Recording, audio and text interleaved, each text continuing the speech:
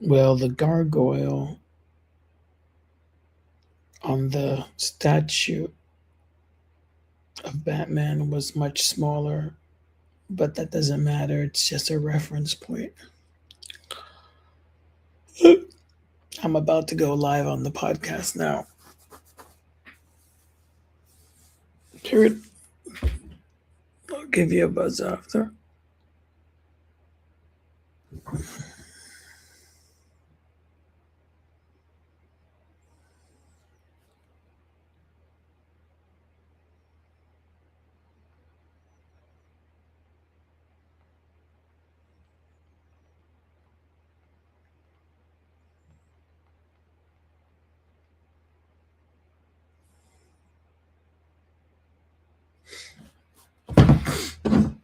Okay. We are live. Oops. Gotta edit this out. The apocalypse is coming. Are you scared? Are you prepared? The masses are running, frantically running from their fears, running with their tears, running from their lives, running from that dark shadowed creature that hides deep inside. Good morning. Good morning. My hair is tied up right now. Let me just shake it out. How's everyone doing? Just wanted to let you know this episode 35. Man, where does the time go? We're going to have a short episode today, and I'm going to have to edit out that early piece because I was on live and didn't realize that I was being filmed. Texting. Without further delay, here we are, our co-host. What's up, dude? Hey, not much, man. How you doing? I love the robe. That is so gangster. This is shirt, dude. Oh, it's a shirt. Oh, it is a robe. That looks cool. I'm not showing up playing, what's his name, First Wheeler on you now. First Wheeler. What are you doing here? Exactly. Go. No. Yeah. How you been? I've been good. I've been all right. Just a lot of things going on in the world. Oh my God, yeah, a lot of stuff. What's going on by your neck of the woods?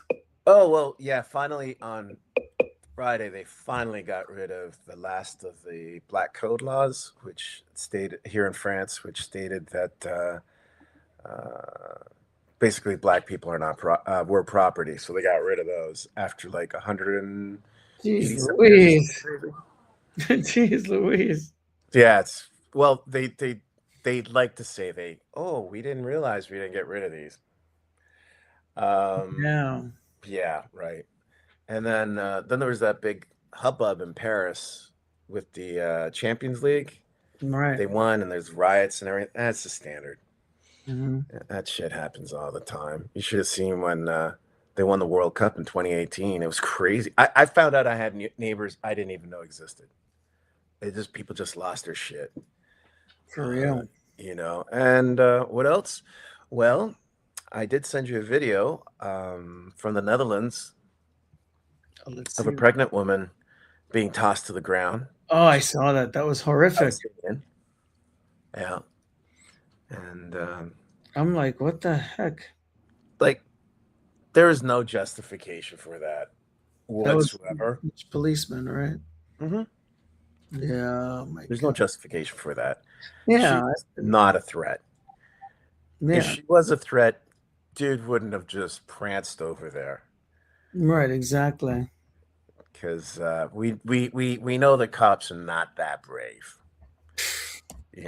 No, they're cowardly because they always attack the weak. Yeah, and the way he threw her like a rag doll. Yeah, it just it's disgusting. I mean, it doesn't matter. And that goes to show you, it doesn't matter what country you're in, police are trained to protect the property and not the people, you know, Mm-hmm. protect these laws, whether they're well aware that they're illegal or not. They're just drones, you know. They don't think. They're not thinkers, you know. They're guard dogs. They're guard dogs, yes. They're guard dogs. You know, they're You know, just freaking it has to be ridiculous. said. Like this has to be, I think, really understood, particularly I agree. because of colonialism. That hmm idea of protecting property, everything else is for who? Really, it's for the people who benefited from colonization. One of the big reasons I don't care for Orwell is because he was a colonial cop and he Right. never really fully dropped it. Because in the end, he ended up ratting out Paul Robeson. Right. So, Yeah, which is ridiculous. which is yeah, you heard about Orwell's list. There was a list of people that he gave to the UK government. That Really? yeah, and Paul Robeson was on it, saying he was anti-white, hated white people. Meanwhile, he would go over to this guy's house, so he's literally given this list. That's why I'm not a big fan of Orwell. Like, Yeah. I think that 1984, when I read it, it's more like A manifesto. no, it's a white dude worrying about the shit because he was a cop in Burma, hmm the shit that he was doing in Burma hmm coming back on him. Right. Right. So it's more of a like, oh Chicken. yeah, we did do that. I don't want that to come over here. That's just for the brown people, you know. Right. So Yeah, it's and interesting how that works. yeah, yeah. So don't get me wrong, I can parse it and say, yeah, there's good things about 1984. But when I read it, I laughed through it. Like the destruction of language. Destruction of language, Europeans have been doing that to Africans and everyone else. Right. Forever. Right. Or even how we think of Hitler as being the pinnacle of evil. Yeah. Hey, come on. You got Leopold. Come on. Exactly, Leopold. It's give me a break. You know, so there's a lot of things. And that was a short period of time on top of it. I mean, if you think about what's going on now, that's been a long time, longer than 4 years. Yeah, yeah. Well, I'll give an example though as to how short period of time it was. Europe only okay, so up until like 1890, hmm Europe only colonized. It was something like 10% of Africa. Mm. It was 1890 to 1900. They pushed it all the way to 90%. Bloody hell. Yeah. So people don't understand that. They just sort of think, oh, enslavement, therefore it meant they all went in. Oh no, there was resistance, hmm some diseases. They kept them out. And Yeah. then yeah, so it's very recent. It's very recent. I was actually watching this video on about J.P. Morgan and Chase. I posted it on my wall. It's too long to play here, but if you guys want to go on my wall and check it out, it's there. It's basically about their history of slavery and how back during slavery, both England and America were using slaves as collateral interest for loans, you know, and if you defaulted on the loan, that means that the bank owned the slave, you know. Mm-hmm. Mm-hmm. So We were the original, you could say, the original stock. yep, the original stock, yep, for Wall Street, yep, Original stock, and yeah, here's the thing too. Like, there's several different reasons. Like, everyone goes, "Oh, well, England abolished slavery in 1834." yeah, Let's right, talk about the details of that. One, it was pushed by Haiti, who abolished it in 1791. Because they're right, scared shitless of Haiti. Two, the Maroons in Jamaica. right, Three, the reason they got into the abolition movement was because 50% of the Africans, enslaved Africans, they would sell to was to France and Haiti. mm, And Haiti, being the most profitable colony on the planet at the time, they're like, shit, we're making the French really rich. You know, this abolition thing might have a point to it. Right. So there's that. yeah, And then perhaps. right after, Ridiculous. not long after, they open up plantations in India with indentured servants to grow poppy to sell opium to the Chinese. So Right. so much virtual signal. There's nothing good or great about either one of these, Western fronts. They have been the oppressor. They've always been the oppressor, and they try to come off as the hero, as noble, with all their white savior films. It's like, give me a break. It's like, And that's why when you double back to the pregnant lady being thrown on the ground, yeah. Let's that's look at that. yeah. Let's look at that. Let's share this. Yeah, Al Jazeera finally covered it. Yeah, let me get this on there. It's, I mean, on one side, I mean, it's shocking to see it, but is it surprising? Right. Netherlands has some problems with their cops too. They've had like last year 300 and something reports of excessive police force. Right.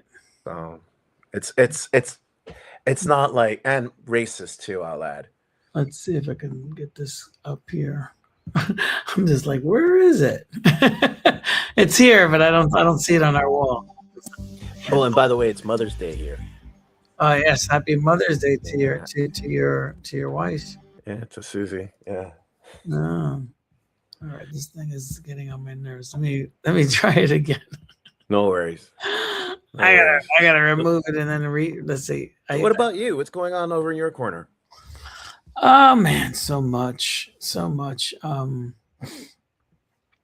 First off, in New Jersey, there were like ICE detentions. They maced, I think, the governor of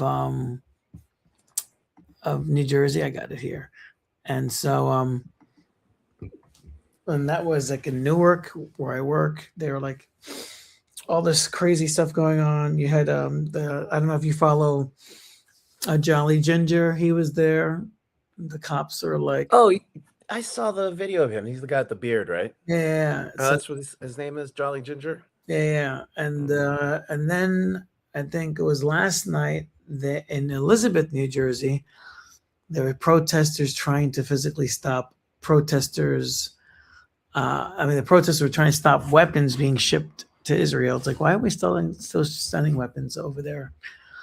That's the thing that's so hypocritical about the WHO, or not the WHO, sorry, the United Nations or the ICC. It's like they condemn this, they condemn that. They talk these big words. They say this is wrong, this is a war crime, this is blah, blah, blah, blah. And it's like, but they're still sending weapons. They're still allowing this to occur. So it's just like, the Iraq war got condemned. Look over here. Look over there. It's like, excuse me. And then in comics, I actually started reading comics again since 2022. Like like collecting, buying from the big two. In the 80s, these books were banned, and now they're being published. Cool. And they actually rewrote. In the 80s, these issues were banned by Rick Veitch. This is like where Swamp Thing meets Jesus. Now, I was looking at the original 89 and 90, that 88 and 89. That I see the old Batman poster there at the they got the old 89. Yeah, they have all the original ads in there, but it's wow. pretty cool to look at the art. I thought it was John Tullibin, but it wasn't. It was actually Mike Zulli. So it's actually pretty cool. This took place during the Invasion series in DC, which when they were still writing good stuff. Cool. Yeah, very interesting. I think that was one of my more favorite, I would say my favorite. Yeah, books. More. Yeah, because it's not about superheroes. So they basically they had this whole time traveling thing where he's visiting, spoiler alert, it's Christ. I mean, but still, it's still controversial because the original cover was actually this. So you got Jesus. Oh yeah, that would do it. So that was the original cover. Which, if you think about it, if you remember Tale of the Druid, right? It was the wood that suffered, not the Messiah, right? So it's kind of going along that. What's interesting about that, you could tie it back to Dionysus, because he was, sort of like I wouldn't say a green man, but a type of fertility god for nature and stuff. Absolutely. Which is also tied to Jesus too. Right. So yeah, I could see that being very, and you know, You can still more. see it's like the cover is they still compromised, right? they didn't go. It's supposed to be 4 issues, and then this is the 89 that was so apparently it was more than one book, and so they did the supervillain thing in there, which actually they got rid of that, but you have like a lot of like like sexual stuff in there, and which you don't see in comics anymore, which is a shame, but it's like kind of historical. I think they were trying to tie it into that series without tying it into the series as minimally as they could. So I haven't read this one yet. I'm kind of spoiling it for myself, but I don't care. I just think the art's cool. I mean, I don't really care about spoiling. I actually like go through. I always look ahead at my comics. I don't really care. Yeah, and in the end, There's it's not really spoiled because yeah. So the context when you read it, you're like, oh, that's why that panel was there. But what's funny is it actually made me go back. Before I didn't read these. I just started reading this one yesterday, even though I picked it up 2 weeks ago. But because it made me go back to read the original series where it started. Because they're producing this like, oh, this is the deleted scenes, but it actually starts in issue 80. Right. Because 79 is where he fought Superman, where Superman's trying to kill him. And they have this whole morality thing about Swamp Thing trying to kill Lex Luthor, and then Superman's actually saving him. This whole morality bullshit that America has. So yeah, right. Because he's white. If Lex Luthor was a black man, they would have go ahead, Swamp Thing. Well, in reality, it's like in reality, white or black, if they want to, they would kill them. Yeah, I mean, but look at Russia, right? They're like, well, Putin started this war with Ukraine. It's up to him to decide when to end it. Like, what? Did they say that about Saddam Hussein when he invaded Kuwait? Well, I'll tell you a little secret. It's like it's called nukes. Yeah, exactly. It's called nukes. They don't mess around with North Korea either. Right. They got nukes. Yeah, North Korea's like clarity comes into the room. Yeah. Clarity comes into the room. Have you ever seen that meme? It's the guy from Breaking Bad. And he's like, we gotta go get Iran, the first panel. Second panel's like, so why don't we go after North Korea? And at the bottom panel says, what are you, crazy? They got nukes. Yeah, and talking about the war that's going on, apparently there was a conference which we'll show. Well, let me play your video first, and then we're jumping ahead. Sure, no problem. We'll leave our little reaction here since people like reaction videos. Okay. So it says a video of a Dutch policeman throwing a heavily pregnant woman into the ground has caused outrage. The woman says police attacked her at a migration center where authorities had detained her Palestinian husband. Jeez Louise. So there's a white ginger there, and she's Palestinian, and she's here we go. Come in all colors. They call them all colors. Yeah. I thought she was European.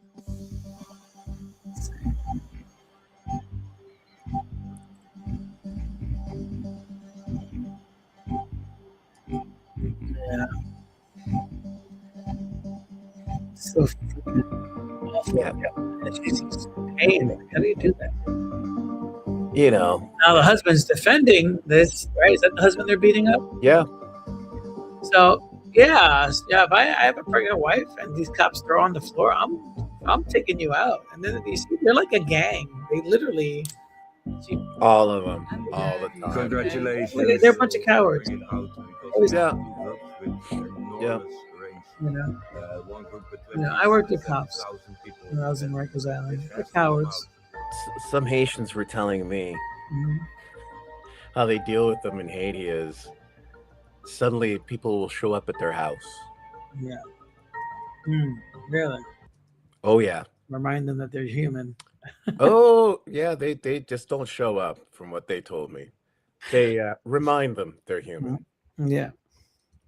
Be like, oh, I got an ass kicking. I'm human. It's like, don't start, none, there won't be. There was no need for that. And apparently, the reason that the cops were there, he had, from my understanding, he had gotten angry, broken the television because he had Mm, just gotten the news that his brother was killed in Gaza. mm, So here he is. He just lost his brother, which emotionally we don't know how we react to. And it's not like he lost his brother to cancer or something. He was right, literally killed.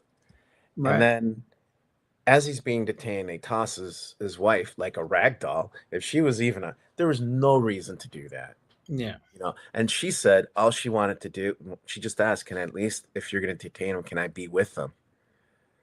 There yeah, was, you know, it's just, but cops are going to cop. yeah. They're animals. Yeah.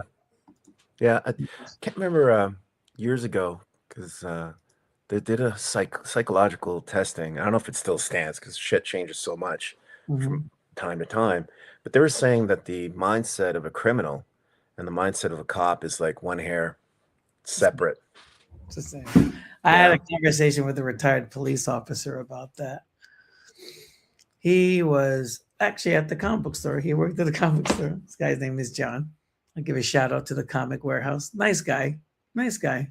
Mhm. But, to I had to put a little doubt. He was like, oh, yeah, the revolving door of crime, of prisons, and they're always letting them out. I guess he was trying to blame the Democrats. It's like, give me a break. I was like, dude, I worked under fucking George Bush in Rikers Island. It's like, give me a break. Yeah. There was a revolving door back then too. Okay. It's like, Yeah. so I was just like, well, to be honest, I said, what nobody asked about why these criminals are always coming back and forth, back and forth. I said, it's because society failed them. And if you think about it, I said criminals usually get locked up at a young age. So like a lot of these guys that are in and out as adults, they were in and out as children, right? So Yeah. their first time they were detained is between 8 and 12 years old, right? Yeah. So, and I've had students younger than that detained, right? So we separate families, not just at the border. We separate families here in the United States among American citizens, especially with Black children, primarily Black children, and Mhm. and Hispanic. Very seldomly white, but some whites, very small Mhm. percentage. Some Asians, very small percentage. I remember I was in Rikers Island. I saw like one Asian dude, one like one in Queens. So it's Oh, that's funny. so it's like so I mean, so I had to throw that out there, and he was very good at math. But Well, anyway, to your point, because I did most of my growing up in Canada, right, and one of the towns I lived in was a prison town. right, And one of my classmates, his father had gone to jail, was in Mhm. jail. He was white, by the way. Mhm. His brother ended up in jail because he Mhm. refused to rat out a friend of his that had committed a crime. Mhm. And this guy was in and out of juvie, Mhm. and it was not unusual. I still remember that. Right. I used to sit at the back. He used to sit at the back. And he walks into the classroom, and our teacher's like, his name was Dennis. Dennis, why are you late? He's like, I slept in, okay. Sits down. So I say to him, so, yeah, why are you late? He's like, Right. man, I slept the entire night in jail. I'm Wow. like, what? What happened? He's like, well, I was walking down the street with a bunch of CDs. Now, mind you, in the 80s, CDs were like a luxury. You had Yeah. cassettes. Yeah. So I'm like, oh, back up a second, man. What the hell are you doing with CDs? It is. He's Yeah. like, well, a friend of mine gave me these CDs. So I'm like, okay, yeah, whatever. Okay. So he's like, he always had this one cop that was out to get him. Yeah. So he says he hears the cop sirens. He ditches the CDs in a bush, jumps in a bush, but the cops bust him. Mm-hmm. And they put him in jail, and they put him in the ladies' holding cell. He was complaining about how his ear kept popping through the hole in the bench. Mm-hmm. But I found out later on he eventually went to jail, not just juvie. Mm-hmm. And there was one time he actually broke out from juvie because the Yeah. knucklehead decided to listen to this. So most highways usually have like different restaurants. Yeah. See, Burger King, McDonald's, whatever. So the genius decided to hit up. What was it? It was Kentucky Fried Chicken. This is at night, break in, steal the money from the cash. And he hit a whole bunch of them, and then he got caught at the Denny's, which was like the fifth one in. And I'm just like, what are you doing? But you're right, there is that failure. And then on top of it, if you've had family who's been in jail, Yes, which is then you very almost feel like you're fated to be that way. right. And it's indoctrination. I told the cop, I was like, well, it's no different than you joining the military or the police force. Yeah. He said, because when you're young, it's almost like a rite of passage. And that's all you know. Yeah. You spend your formative years when you should be in school and with family in prison. And that's all you know. So when you get out, these guys get out, they can't function. No, they can't. It's hard to get a job because they have felonies. Nobody wants to hire them, right? They still got to deal with the drama, like the problems that they had at home, pick up where they left off, right? And I'm sure there's a lot of blame gaming going on. And probably it's worse because now they come back, and right? they're like, everything's different. They can't relate. It's almost like me going into Manhattan. Like nothing, I recognize nothing. Like everything's changed. Everyone's grown up. Someone's got a kid. Like imagine you get locked up in the 8th grade and you get out and everyone's graduating high school. And you're like, man, I missed out on a lot. So it's easy to commit a crime, not because you want to commit a crime or that you need to commit a crime. A lot of times these guys committed crimes so they can go back because they had a sense of control. Their friends were there. They didn't know responsibilities. All they had to do was eat, sleep, hang out, chill out, play cards, work out, get raped. I mean to laugh, but that is a fact. That is real. That is very real. Like, you'd be like, you better know how to defend yourself or else it's your ass, literally. And then he got quiet. I was like, so it's like, just like, and there's a sense of camaraderie, right? Everyone there, right? So no different than a cop who only wanted to hang out with cops, going to the cadet academy. And even after they retire, they still moonlight or they still do something because that's all they know. That's what they're familiar with. Same thing with the military. Guys in the military, so a lot of people hate it. They never come back. Most people love it. And they stick around and they do that stuff. Like my dad was a diehard military guy, He died, like a few months after retiring from the military, And sometimes they overlap. Yeah. Like I'll give an example. Give 2 examples. When I lived in Brooklyn, which I love Brooklyn. At that time, Brooklyn was very cool. Like between 2004 and 2012. Yeah. And that's a transplant city. 2002, 2002, 2012, because it's 10 years. But there was a guy who would every so often come into the laundromat.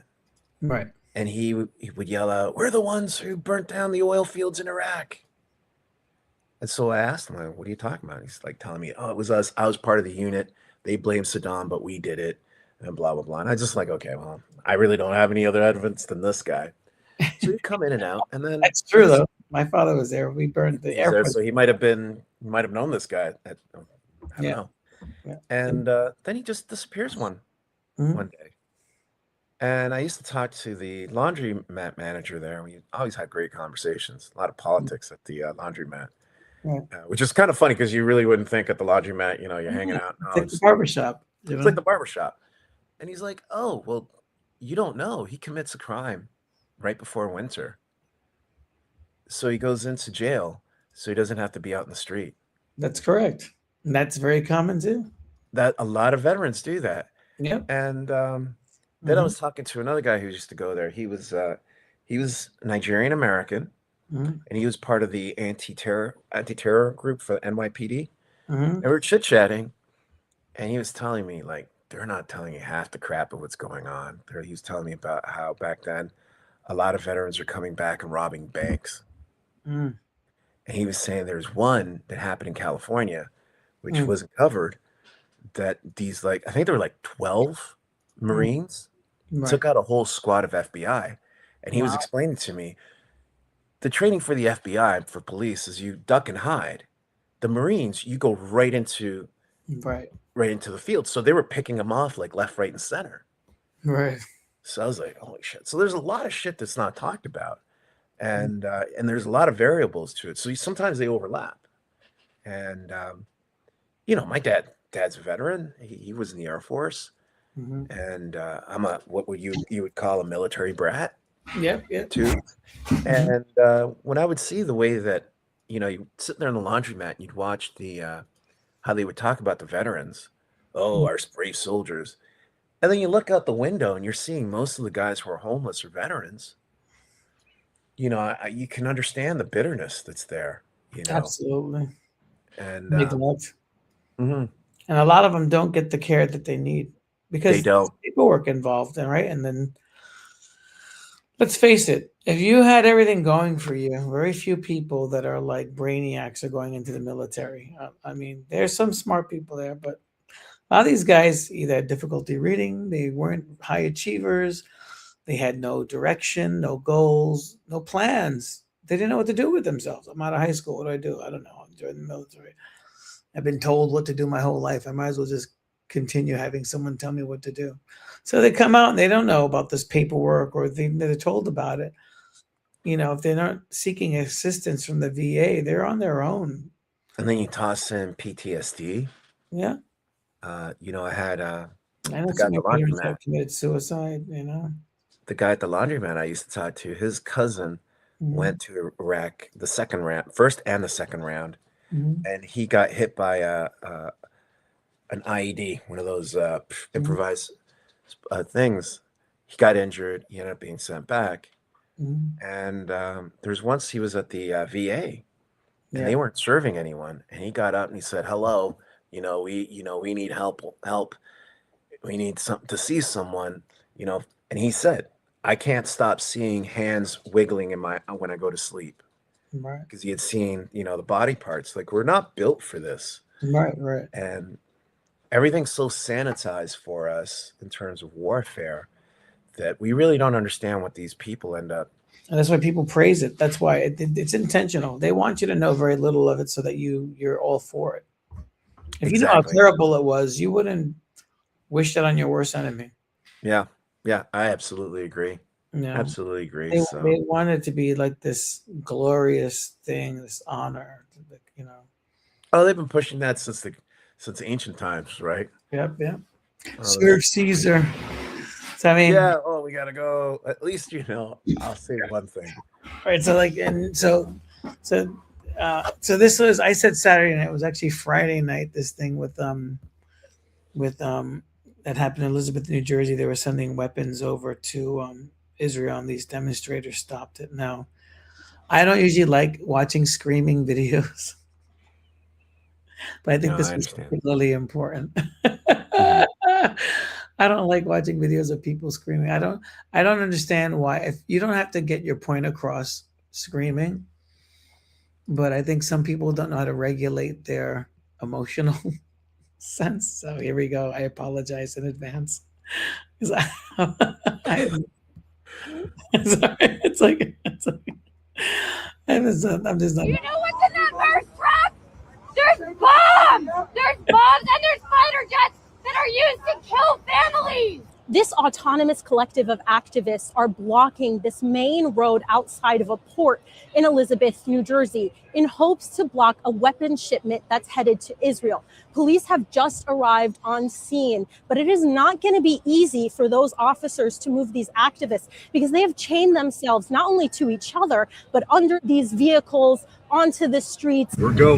At the early hour of 4 a.m., activists used a boat and a few other vehicles to block a main entrance to a port where they believe Maersk and Zim trucks were headed, carrying weaponry and other dangerous materials headed to Israel. If we are able to save one life, then it's worth our effort. And if we're able to change one mind, it's worth our effort. I do this as an act of faith. We are expecting today to prevent the flow of weapons to Israel. Our tax dollars are going to fund the genocide, and it needs to stop. It needs to stop now. Consequences are nothing compared to what's going on in Palestine.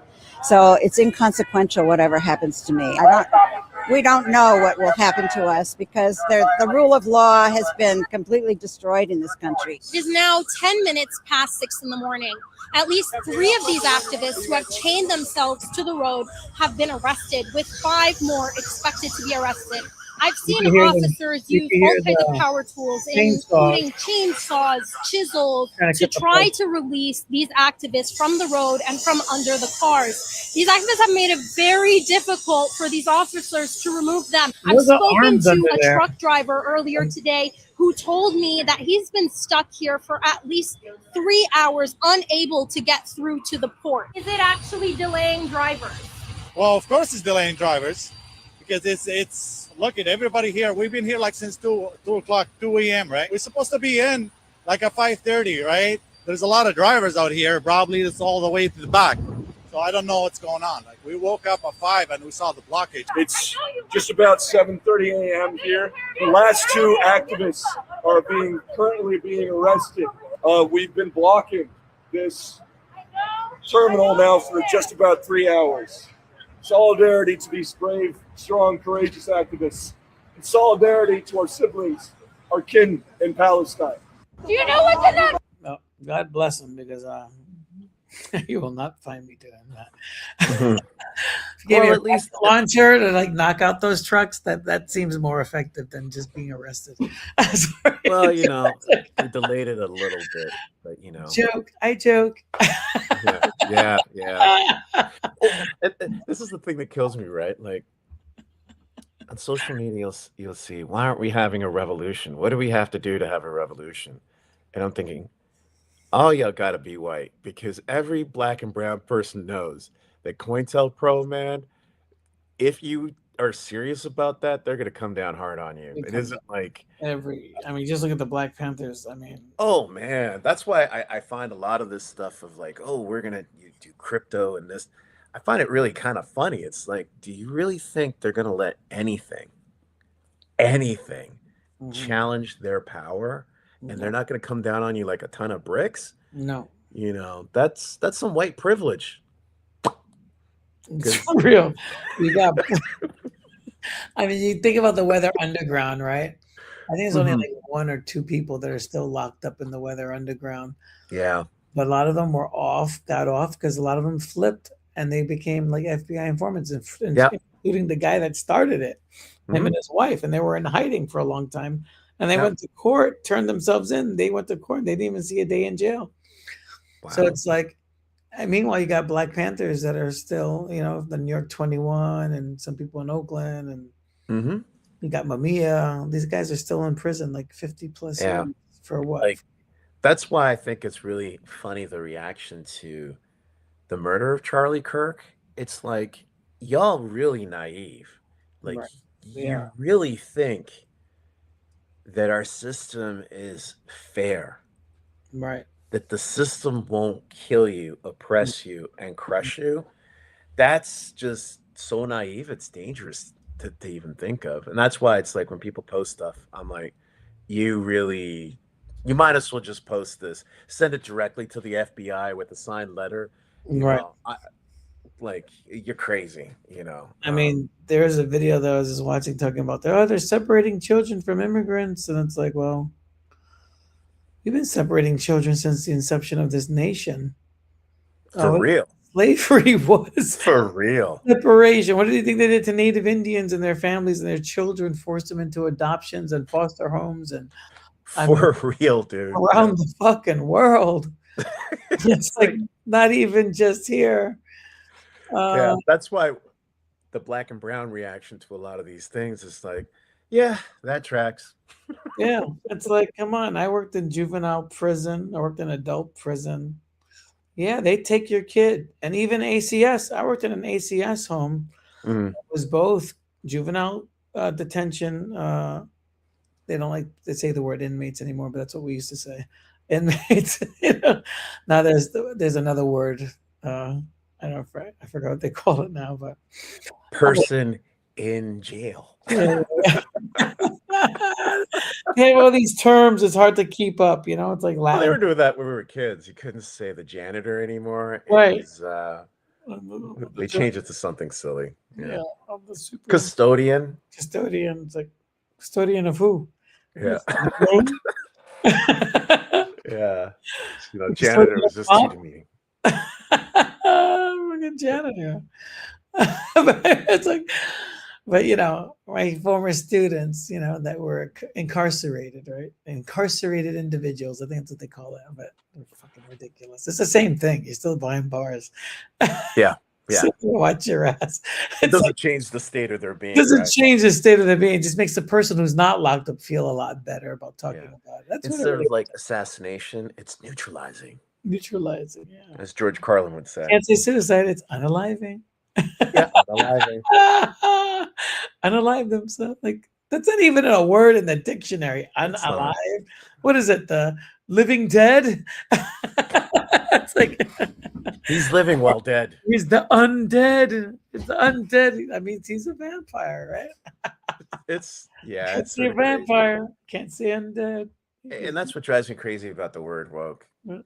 And here's my thing, because I know we did the Lupita thing last week, but I'm of the opinion of this because we went into detail and stuff. I'm going to keep it very simple. If your biggest worry in this planet is that your favorite character became black and that disturbs you, You got a whole lot of other problems you're not addressing. either you have a whole, exactly, or you really don't have problems. Right. And you really got to count your blessings and just take a deep breath and not worry about it. Right. You know, just putting it out there. Right. Yeah. I mean, for real, man. I mean, you know, I tell my students all the time, it's like, oh, I'm depressed, I'm sad, whatever. I'm like, well, you still can go to school and you don't have rockets and bombs being dropped on you like they are in Gaza, right? It's like, thank God you didn't wake up in Lebanon or Syria, or and pretty soon we'll be like Greenland. I mean, it's like Or even in Pine Ridge. Pine Ridge is like, hey man, you got your roof over your head, you got your health. Yeah, school sucks, but it's a state requirement. I'm not forcing you to do it. And it eventually passes. Yeah. You know? Then you look back and go, maybe it wasn't so bad. Yeah. You know, so it's all perspective. It's all perspective, you know. So I mean, that's the thing too. It's just I just find it like so ridiculous, you know. But to think, you know, like I'm gonna get so mad that a black woman is playing a mythical character from a mythical story. Right. It's like it's so like deeply ingrained racism. Right. It's wild to me. That means, and of course it was Elon Musk.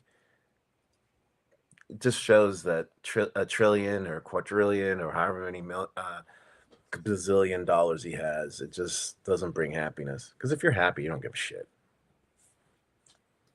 Yeah, it's so who crazy. cares? It might be like, they should have gotten whatever, whoever to play her. You just move on. You know. Yeah, man. It's just like it's so sad. It is. It Yeah. is.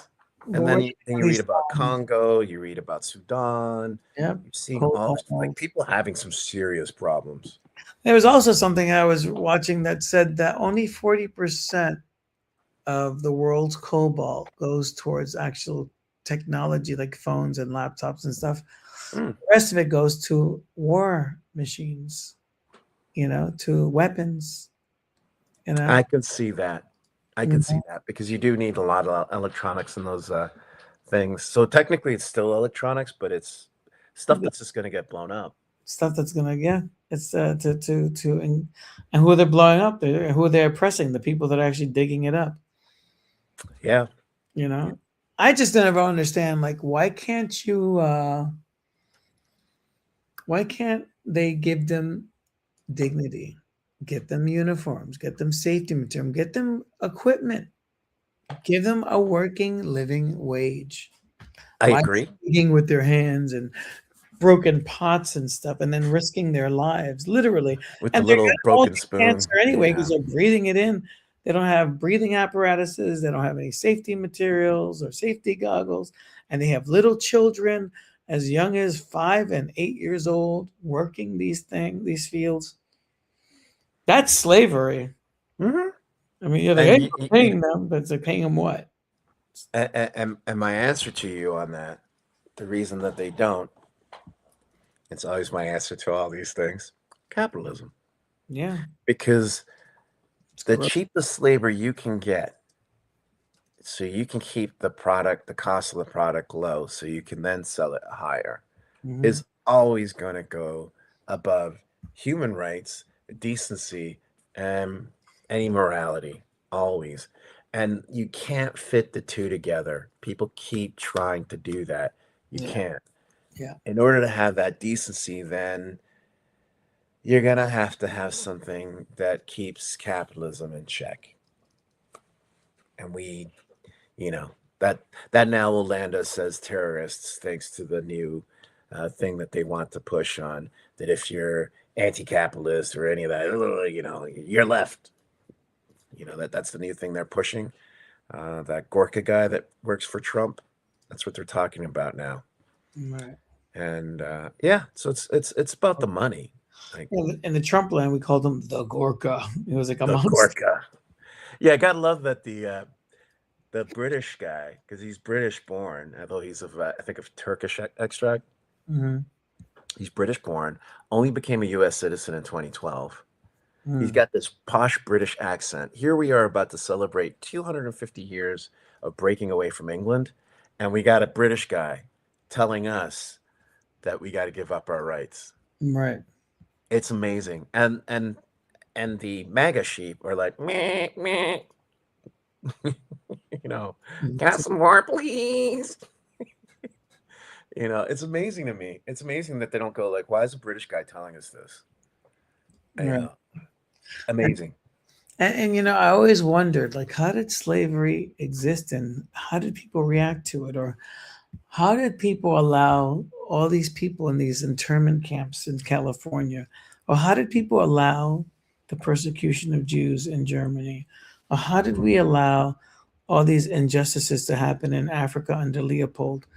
And we're living it. People don't give a fuck. Yeah, Don't care. there's several different things. So, and it's dealt with in different ways on the continents differently. Mhm. In the U.S., we're very individualistic. Our country's massive. Even if we have 350 million, we really don't have a sense of community in the same way where you're smaller. So we're dog eat dog. We're cool with that.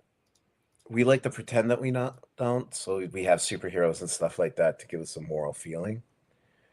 In Europe, on the other hand, they know if the local jokers start finding out, they're going to get mad because they're Right. like, I don't want to have anything to do with this shit.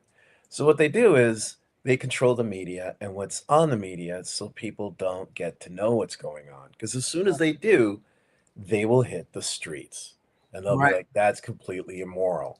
Mhm. Seen it in Basque Country, and I know in Spain, heavily in favor of Palestine because of the shit that's going on that Israel's doing to it. And So they talking have different Activists ways of controlling us. about Palestine, CNN actually posted this, and we don't usually talk about CNN because they're fake news. I'm just kidding.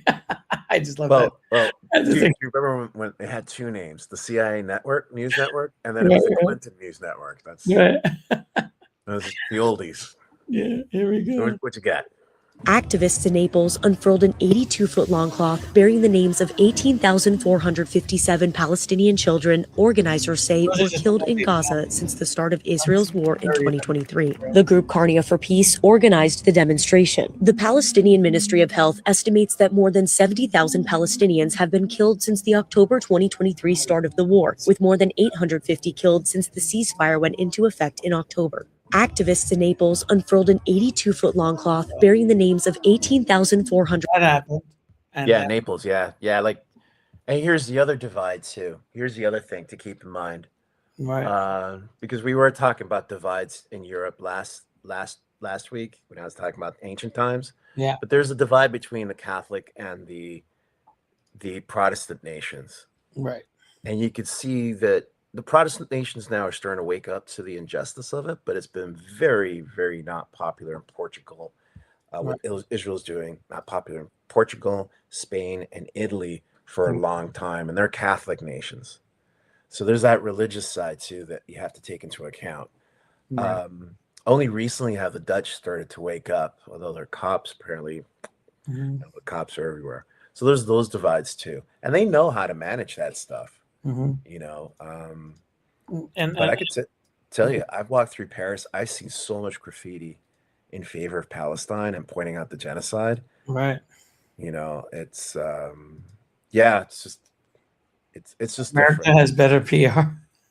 Well, they have better PR, but we've been beaten down on organizing Right. and having a sense of ideology or a sense of Mhm. right and wrong is seen as corny. Yeah. Why are you worrying about it? Just make money. Yeah. Yeah. We have And some comments. I just realized. Look at this. we have here. There you go. Daquan, we don't trust robots. Elon must happen to do the groupthink mentality. And then Yeah. having access to an extra option, loads and tons of money does not unlame a lame. Yeah. Very good. Thank you, Daquan, for that. Hope you're doing well. Yeah. He's right. You can't buy cool. Can't buy coal, right? And then and I have a disclaimer for all those that, are pissed off at me. You saw this on my wall, didn't you? I love this. I stole it from somewhere, yes. I saw that on Twitter. I laughed. I'm like, I'm downloading this.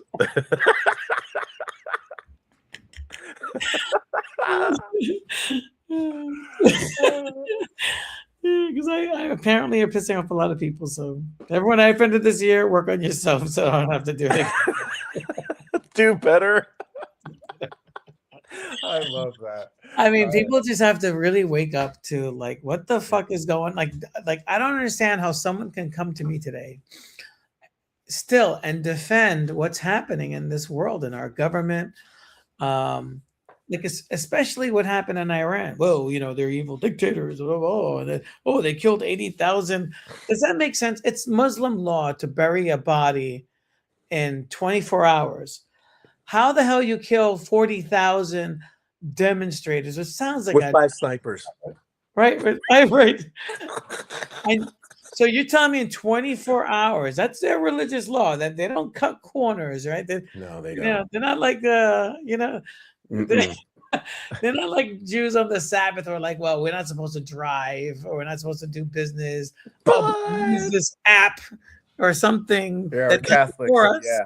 Like, they're not cutting corners. They're like very hard line on that rule. They're not going to kill 40,000 people and have to bury them in 24. That's impossible. Mm-hmm.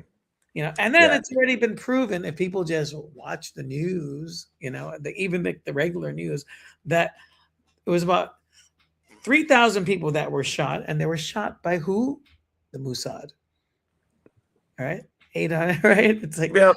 It's like, and they were arrested, and those were going to be executed, and then Trump apologized to Iran, and then they released them to Israel. So it's like, but they were trying to do an uprising that failed. They did a Bay of Pigs, basically. If we look at history, we had the Castroists and the anti-Castroists, and then we had an invasion, and it failed, and and more people died at that. That was like over 1,200 people, right? So, and Kennedy didn't give him the air support. So that's basically what we just saw, which goes to show you that the United States is so stupid that they're still using the same old tactics from the Cold War that don't work.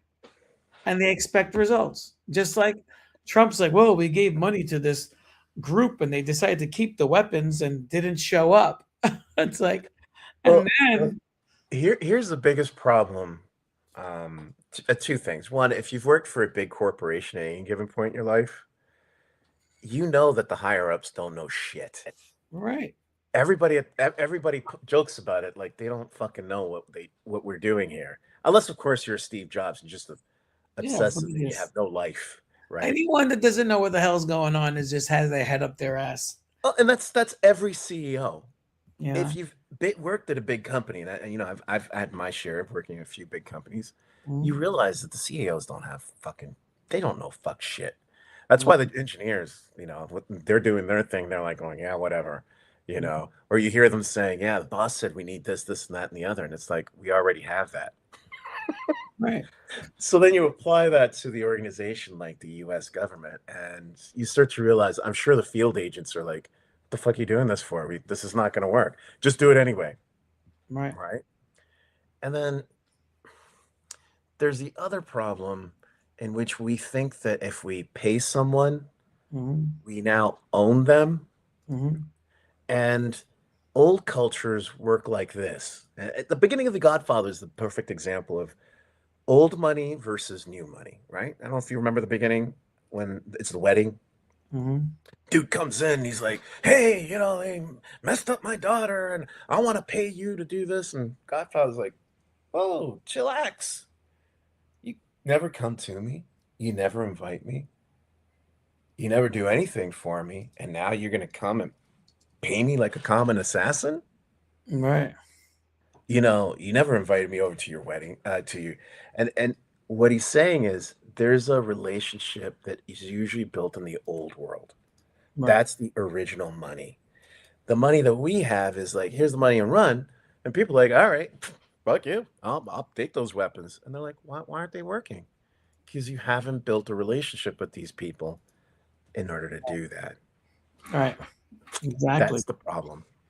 And you know, it's like people just fucking thick-headed. Like we talk about Brzezinski, you know, and a lot. And I had this quick little video. I don't think I'll play the whole thing. I'll play a little bit of it. You can watch it. Brzezinski, the Grand Chess. Oh, that guy, yeah. I posted this little video on him. This man's name earlier this week. So people are like, get mad. They're like, hey man, you're posting propaganda. You're posting this and that. It's like, I'm just queuing videos for my show. And I'm making them public. Yeah. So it's like the problem is that too many of us, whatever we don't want to hear is propaganda. Right. Exactly. Sadly, reality is, we Americans want reality to be what we think, not what it actually fucking is. Right. And sometimes, a lot of times, reality is not what we want. Right. It's like that goes back to the whole like Zack Snyder versus James Gunn, right? It's like or like Christopher Reeve. Like Christopher Reeve is the Superman that we want, right? But Zack Snyder is a Superman that we got because that's who we are. It's more of a true reflection of our society. Yeah. There's an alien, and we're like, oh, there's an alien. Kill him. Yeah. It's a metaphor for Christ, right? It's like, if Jesus really came back, would people really accept him? No. They'd be like, kill this motherfucker. The government, he was anti-government when he first came around. Of course, he's going to be anti-government. Right? Yeah, it's like absolutely. It just astonishes me. Yeah, people are just thick-headed. But I think it's a cocoon to save people from thinking, but more importantly, the idea that it disturbs them that their reality is more vicious than what they want to know. Right, exactly. We're all living in Richie Cunningham's world. We got a comment here. Oh, what do we got? Stated the same statement. Real power stems from the relationships with the right persons. Yep. That's absolutely correct. Yep. Absolutely correct. And I'll give you an example. And there's an example as to why Rome would have thought we were stupid. Because God knows they always look into Rome. But there was in Portugal, they wanted to get this tribe and conquer part of Portugal. And they couldn't do it. So this one guy betrayed the Lusitanian tribes by getting paid. He's going to get paid all this gold. So the Romans make it into Portugal. they conquer it, and the story or the legend is whatever, they kill this guy, and they say this is how Rome pays traitors. Mm. In other words, Romans would have thought we were stupid because we deal with so many traitors, and then we're surprised that these people who are betraying their own people turn around and stab us in the back. Right. So, just food for thought. Food for thought. Here we go. Let's roll the videotape. Wrong one. That one. It's a big new Brzezinski. I mean, hold on a second. Here we go. Brzezinski. Brzezinski. Is Zbigniew Brzezinski, or in Polish, Zbigniew Brzezinski. He was a Polish-born American political scientist and Cold War hawk who served as Jimmy Carter's national security advisor from 1977 to 1981. He helped hardwire the US grand strategy that we see before us today. That grand strategy being endless for-profit war at all costs. The older this man got, the more his actions show on his face. I kid you not. By the time he died in 2017, he looked like this. Brzezinski gets described as a strategic genius, grand strategist, and the man who helped end the Cold War. This is all laundering. It's not correct. It deliberately frames outcomes that only ever benefited this small cartel's power as inherently good for all of us. And it ignores deliberately the millions of bodies that it took to produce those outcomes for him. The first charge against Brzezinski is that he armed the Taliban to engineer an endless war and provoke the Soviet Union into conflict that he knew would kill millions of civilians. The official version, repeated for 2 decades after 1979, was that the CIA began arming Afghan rebels after the Soviet Union invaded on the 24th of December 1979, that it was a reactive response to Soviet aggression.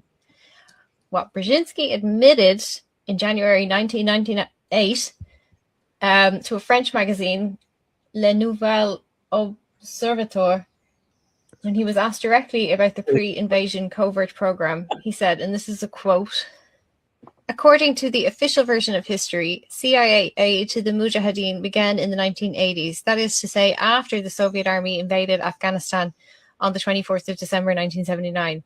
But the reality, closely guarded until now, is completely otherwise. Indeed, it was the 3rd of July 1979 that President Carter signed the first directive for secret aid to the opponents of the pro-Soviet regime in Kabul. And that very day, I wrote a note to the president in which I explained to him that, in my opinion, this aid was going to induce a Soviet military intervention." He then said, "The day that the Soviets officially crossed the border, I wrote to President Carter, essentially, we now have the opportunity of giving to the USSR its Vietnam War." When asked if he regretted that decision of arming the Taliban, he said, "What is more important in world history, the Taliban or the collapse of the Soviet Empire, a few stirred-up Muslims or the liberation of Central Europe?" A few stirred-up Muslims, that's what he calls 20 years of American occupation in Afghanistan. That's what he calls the creation of Al-Qaeda, the Taliban, ISIS. He never walked that back. In fact, he doubled down and confirmed it in multiple subsequent interviews. The older he got, the less capable of holding the secrets straight in his brain he was becoming. Operation Cyclone, the CIA program that Brzezinski had initiated on the 3rd of July 1979, became the longest-running and most expensive covert operation in US history. Funding started at $500 million and then escalated to $650 million a year by 1987. Total CIA expenditure on the program ran between $3 and $6 billion. The paper trail for July 3rd being the start is confirmed in the National Security Archive at the George Washington University. And the exact memo that he sent to President Carter on the 3rd of July is on their website. You can view it. The American operation in Afghanistan was never defensive. It was never in reaction to the Soviets. It was always premeditated. The money and the weapons flowed deliberately and overwhelmingly through Pakistan's ISI to the most violent, most extreme Islamist factions, because those factions apparently fought hardest. It just keeps going. Yeah. Yeah. It's just like, but it goes into the whole narco state and the drugs and how drugs was used to fund this. And I think people need to be aware of that. That's actual history. Like she said, it's on our websites, on the our own government websites talk about this. There was a movie with Tom Hanks, you know, Charlie Something's War. Oh yeah, I know that one. So, Yeah. I mean, And actually that guy that they did the movie on actually got heavily in bed with Israel. right. And the U.S. intelligence services start to get heavier into bed with Israel against the Soviet Union. That's what we have a comment. Zack Snyder versus James Gunn, Superman. What do you mean? I was just trying to say that, you know, like some people like the James Gunn Superman. They try to compare it to Christopher Reeve Superman, even though he's more of a goofy Kurt Swan Superman. I call him the Kurt Swan Superman, right? So it's like, and then you have the Zack Snyder Superman, which is more like a John Byrne Superman, or like or like a New 52 Superman. Which it's like, I don't know what the. Yeah. Another comment. Not sure MAGA even existed anymore. Oh yes, it does. The alt-right has never left.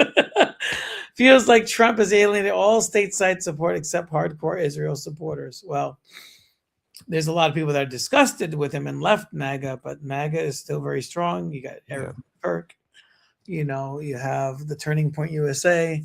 That's all. The evangelicals. Evangelicals. You have that little snot-nosed Mexican that has his little podcast, Nicky Fuentes. Nicky Fuentes, right?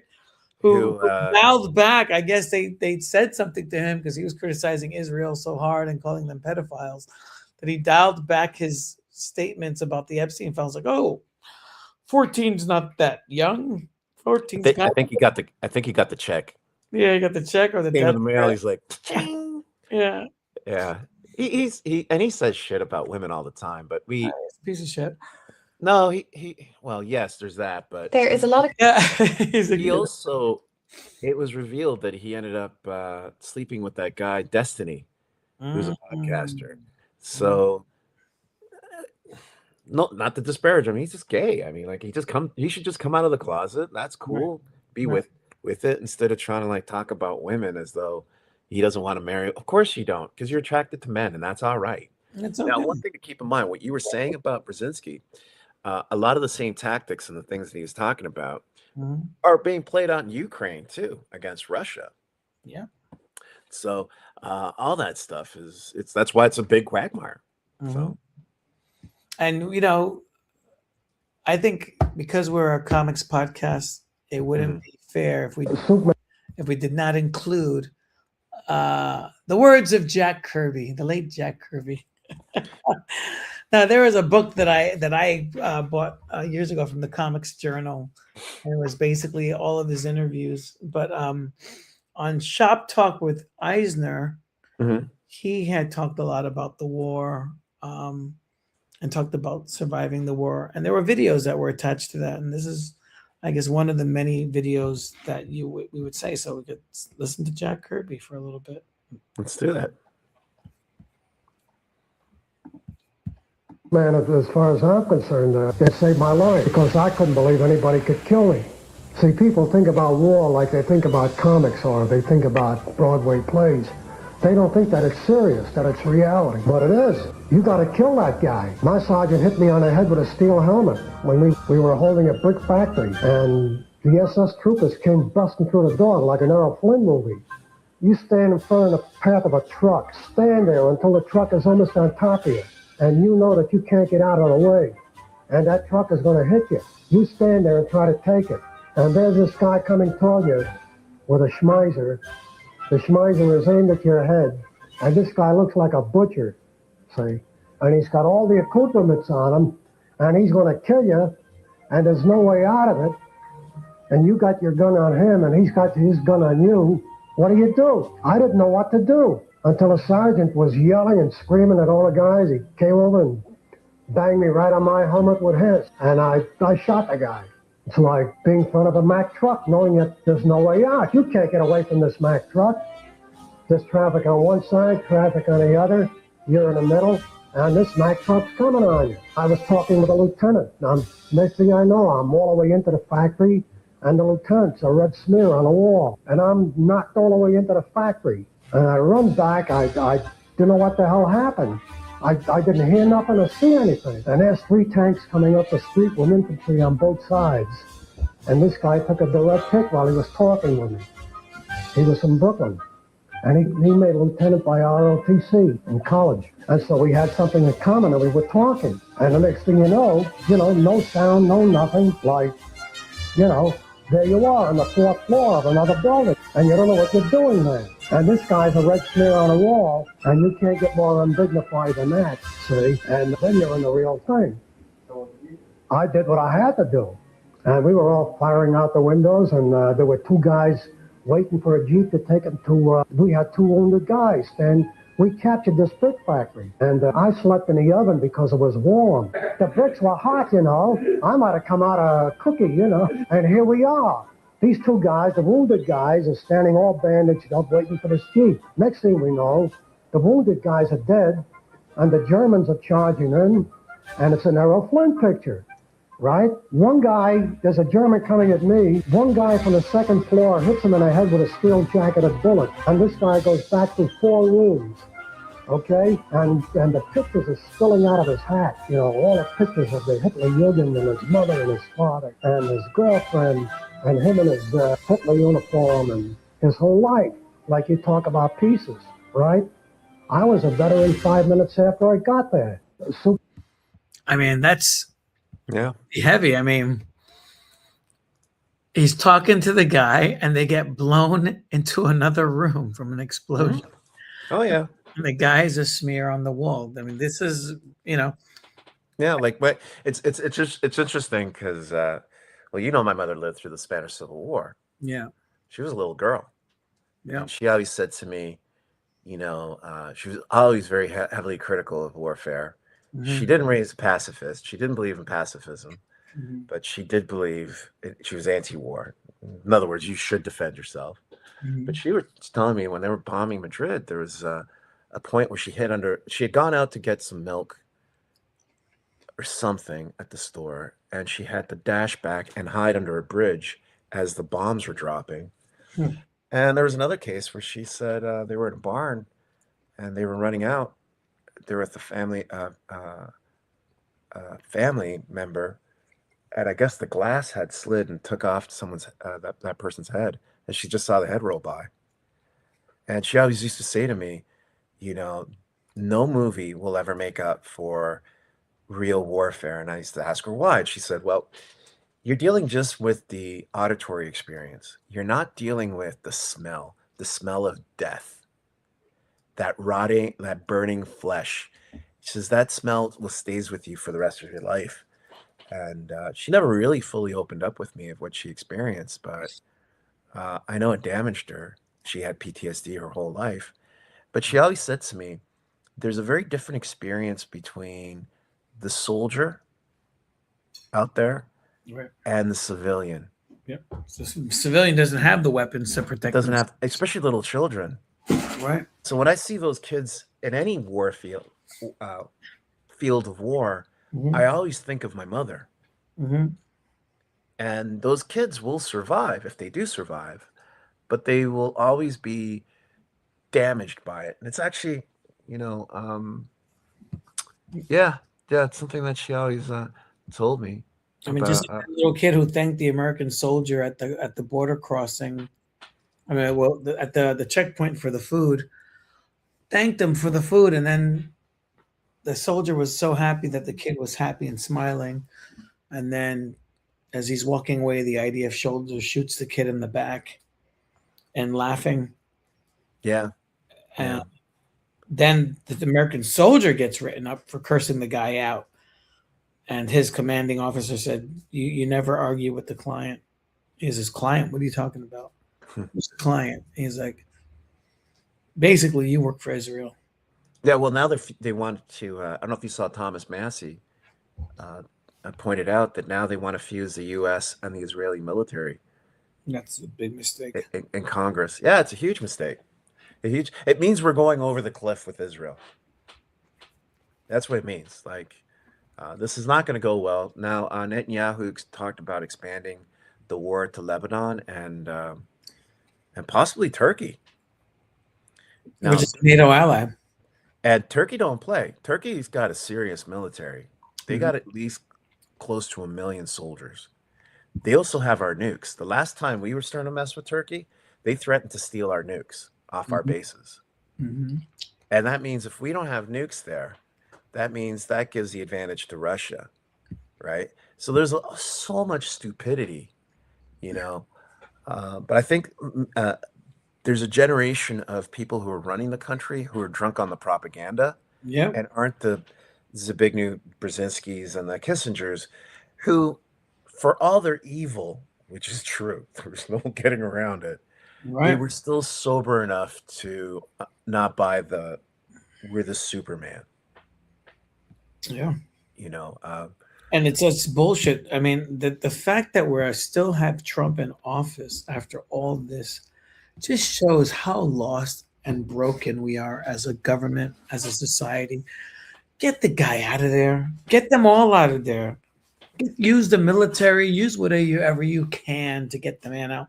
He should not be there in another day. Well, you know, I mean, it's just insane. He's breaking everything. The military swore an oath not to the president, not to the government, but to uphold the Constitution, and that's being broken. I mean, so it's a hard thing to think and say, but technically they should have been like, yeah, dude, you've broken some rules. Right. You gotta go. They need to, but they're not. Sorry, I'm all for a military takeover at this point. Well, and here's the danger of this. This is where the other danger comes in. We don't know who would be the person to do that. And that might actually end up with a military dictatorship, which is just like, there's no winning in this. You know, there's no winning in this. And it's all for October 7th and 1,200 people, right? But where's the numbers of the people who have been attacked in Tel Aviv since this all started? You don't hear them. Yeah, from Iran. You don't hear anything about that. No. But they don't care about those people? I'm sure it's more than 1,200. I'm sure. They've been getting an ass kicking. They've been getting a serious ass kicking because they're not letting the numbers out. Right. They're not letting the numbers out. So they're creating more. How many soldiers have died? They're not releasing the numbers. Well, they were saying that the Israeli military is on the brink of collapse. Yeah, exactly. You know, and like all this is not going well. High suicide rate. There's a whole bunch of stuff going on.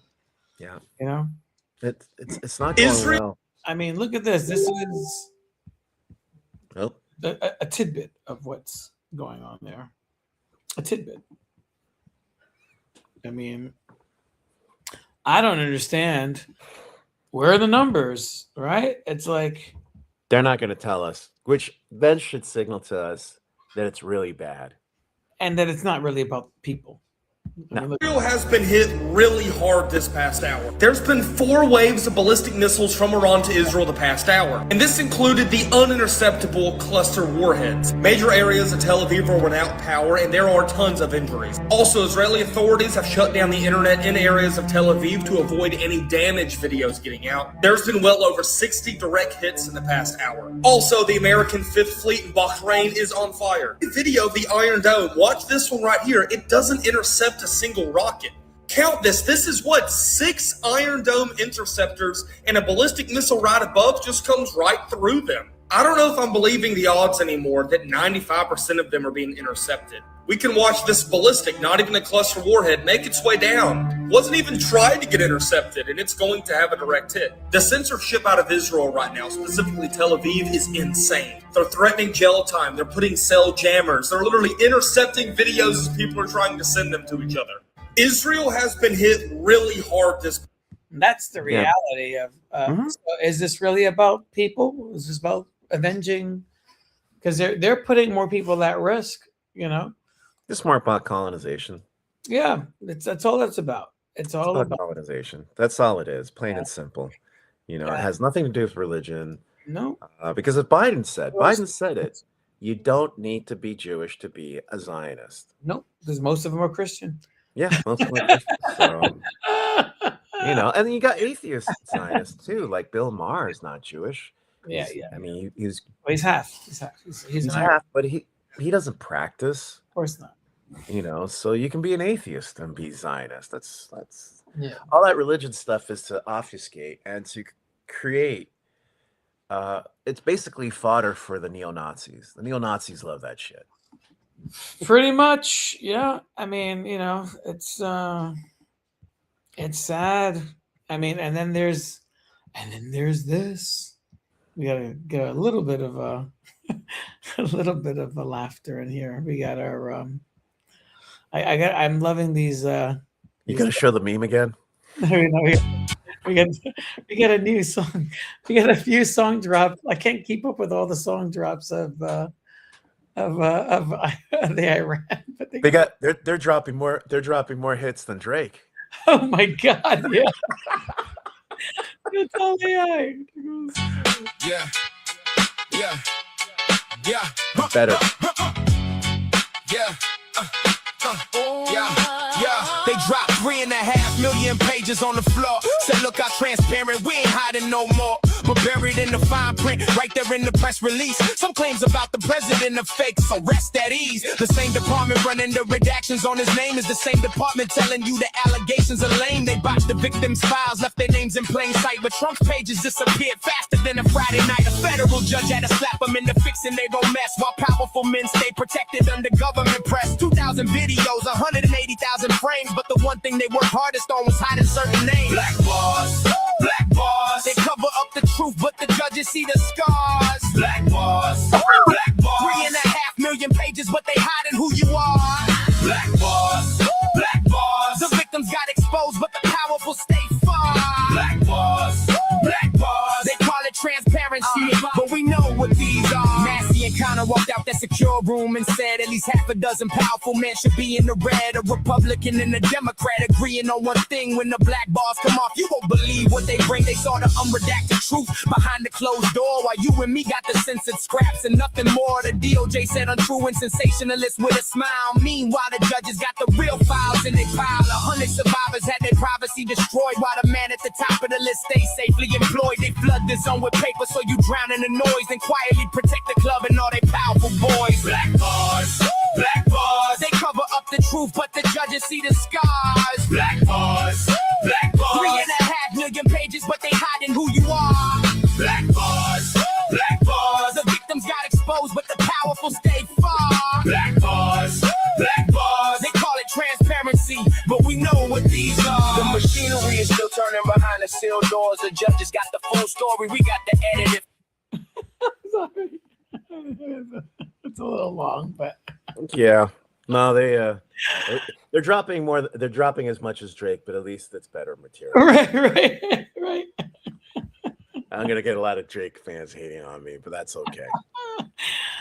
You don't go after Michael. Right. And you know, it's interesting. Somebody mentioned this since TikTok has been taken over by its new owners. Suddenly, all this negative Michael Jackson stuff has resurged about whether or not he slept with these kids and blah blah blah. Yeah. But nobody attacks Sony. Somebody actually mentioned about the infrastructure. This guy was a child celebrity, right? He has people. Let's call him for what he was. He was child labor. Right. He was child labor, right? And he didn't have much choice in being a singer. His father just forced him to do this stuff. But then who are the people that gave him the ideas for, like, you know, the ranch? Who's the ones that brought these families to him? Who are the people that arranged this to try to set him up, that put the kids in his bed? And even though nothing happened, he slept on the floor. That came up in court. That was verified. That was proven. It's not me just saying shit. But who are the ones that created these situations, you know? And some of these families were grifters that were going to his ranch. I mean, because they tried, the one that he went to court with and fought and beat, they tried to do the same thing to George Lopez. The media didn't attack George Lopez and Chris Tucker. They made the exact same claims previous years before Michael Jackson. They made those claims about their child, you know? And then the guy the kid actually, after that trial, the kid emancipated himself from his family because he was forced to lie under oath. And the father, I guess, didn't get the money that he was hoping to get and committed suicide. You're talking about the first kid, right? The second trial. The second. Oh, that father died too. Yeah, there's a lot of funny business around there. And here's the thing where you get to really see that a lot of when people say, "Oh, we're capitalistic and it's all about the money," no, a lot of times we're just fucking petty. Yeah. Because if it was about capitalism, let me just tell you, Roman Polanski was, he had to run out of he's here in France hiding. He's still making movies. You have freaking Steven Spielberg coming out, even though this guy admitted to raping a girl. Yeah. Protecting him. Yet Tarantino protecting him and saying, well, those crazy 14-year-old girls from blah, blah, blah, they like it, right? Yeah, he's a sick very well known. This is very well documented that Polanski did this. The ever so sacred David Bowie, and I love David Bowie, but he was also busted with a 14-year-old. Not a peep. Elvis Presley, Jerry Lee Lewis, all those dudes. I'm sure Johnny Cash had something there, Come on, but those dudes. I think what it comes down to, the more you look at what Michael was doing, he was really trying to raise awareness of things, whether it was Palestine, that song that never made it into any of his albums. I think it's called I Cry For You, Palestine or something. Yeah.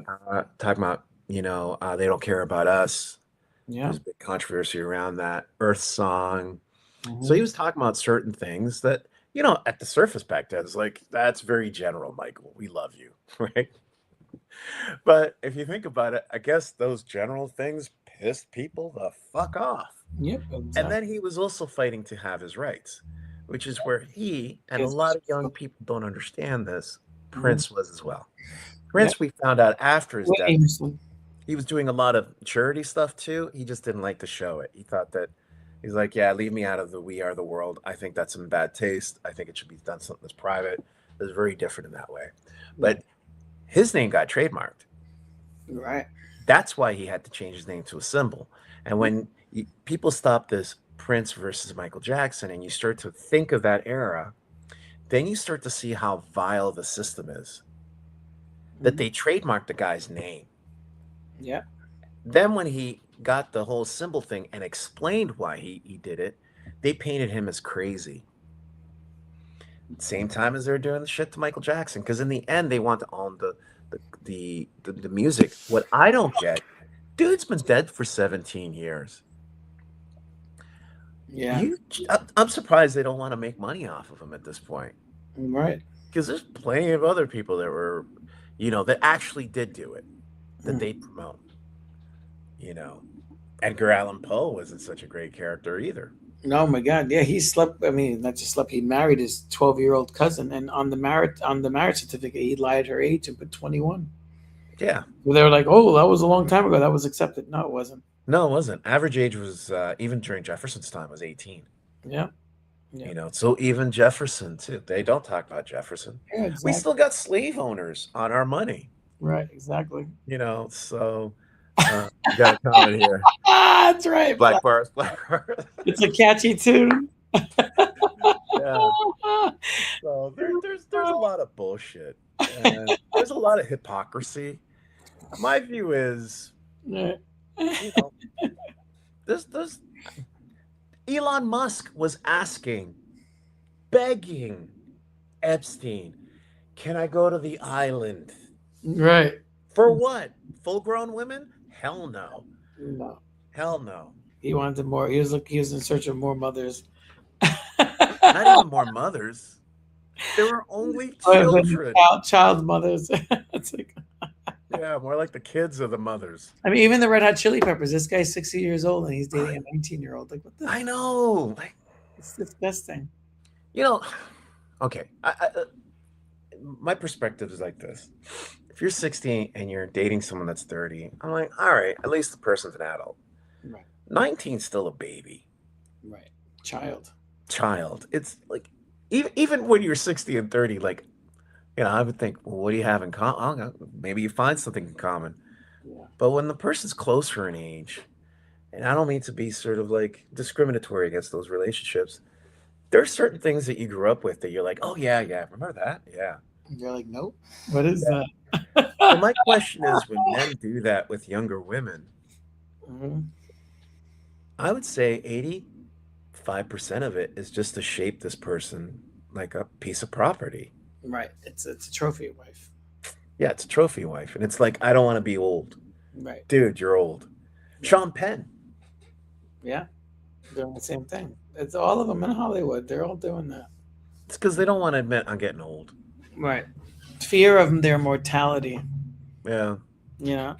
And then meanwhile, we criticize Mexico, but look what Mexico is doing.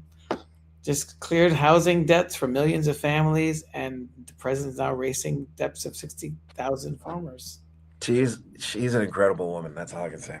Yeah. I mean, she's an incredible person. I mean, to do that, I mean, yeah. I'm sure she's not perfect, but she's doing more. She's getting that cartel money. They can afford it. Yeah, but you know what? People love Pablo Escobar. Yeah, I know. Because he actually put money into the neighborhood. He did. That's why when you go to that neighborhood, Mm-hmm. it's Medellin, yeah, they still talk highly of him. Yeah. So, I mean, we don't even put money into our infrastructure. No, we don't. We got potholes everywhere. I mean, and that's not to justify the drug trade and everything else. It's like, no, but you think about, even like, you go back to the Italian mafia, you go back to any of these old local mafias from immigrants. They took care of the community in the neighborhood, where these corporations just incarcerated them, took over those operations. They just might screw over the black community. Right. Yeah, exactly. The Irish also. Yeah, because they're pouring the drugs into our neighborhoods. Yeah. Not trying to heroify them, but they took care of people, Yeah, they took care of their people. And what's interesting is that when you look back in the past, the reason that they were in the black neighborhoods was because the police wouldn't police the black neighborhoods. Right, exactly. So the mob was like, fuck this shit. I ain't hanging around the freaking white neighborhoods. Too many cops. Let's go over here. And then they would pay off the crooked cops and everything else. That's why everyone says, oh, the south side of Chicago. Every white dude loves that. And I'm like, so you mean to tell me, little Kwame is calling up Mexico and he's got perfect Spanish and saying, hey, hombre. Dude, that drug más cocaína. Right? No. That's not happening. There's another dude. Hey. And it's very well known that the Italian mob works within the south side of Chicago. Yeah. And that part's all mysteriously just left out. Yeah, it's a whitewash history. I mean, we have reporters still being killed, right? So that's not changing. We have over almost 300 reporters have been killed in this war that's been going on, this so-called war. They're not even fighting another army. They're just bombing people in tents. Yeah. So, I mean, I really actually hate the thing about calling Gaza a war. It's not a war. No. Literally just assassinating people. That would be like walking up to a 4-year-old and beating the shit out of them as a man, and then calling it a fight. Yep. No, it's a massacre. Yeah, and also, like, we talked about a few episodes ago, we talked about Mangione, and I told you that my prediction is that he was going to beat the case and walk like that. Yeah. And that's coming to fruition. We got this right here. Take a look at this. Yeah, because of the evidence, right? Yeah. I mean, they're stupid. This just shows that law enforcement are more educated. That the search of the backpack at the McDonald's was improper, warrantless search.